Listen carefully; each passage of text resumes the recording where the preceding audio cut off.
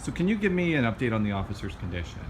So our officer that was shot last night went to the hospital where he was examined by doctors. He was shot twice in the head and the face last night. The good news is there was no serious damage. There was damage, but nothing that was life-threatening. Doctors treated him, and then early this morning, he was able to go home and recuperate with his family. So he's at home right now with his family. It seems like he's lucky to be alive after this sort of situation. I think when you hear that somebody shot in the head, somebody shot in the face, you immediately think the worst. And in this case, we were very fortunate that this officer was blessed and was able to go home to his 3 children. Does he? I heard something that he actually lives in this part of town. Is that true? So that is true.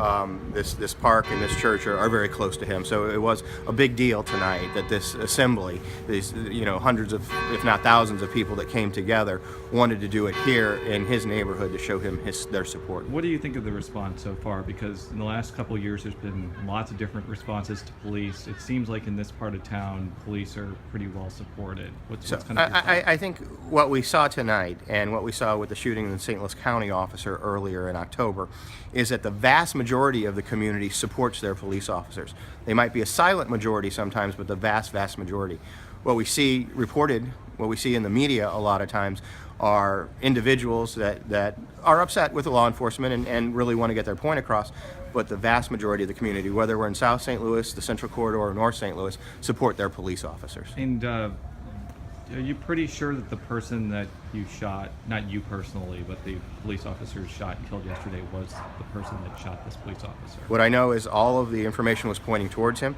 When we tried to stop him, he shot at at least three other police officers, including 2 that were in a vehicle. So there's no question in my mind that the individual last night was armed.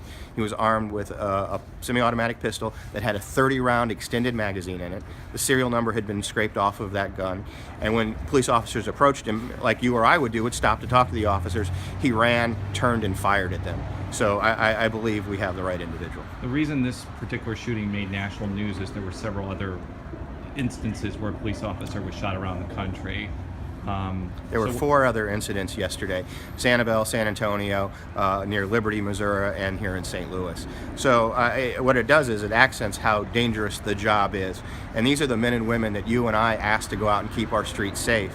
And when they go out, and in the case with our sergeant last night, driving down the road, slowing in traffic, coming to a red light, in his car with a seatbelt on, and a car pulls up next to him, and without any conversation, unprovoked, fires at him while he's sitting in his car.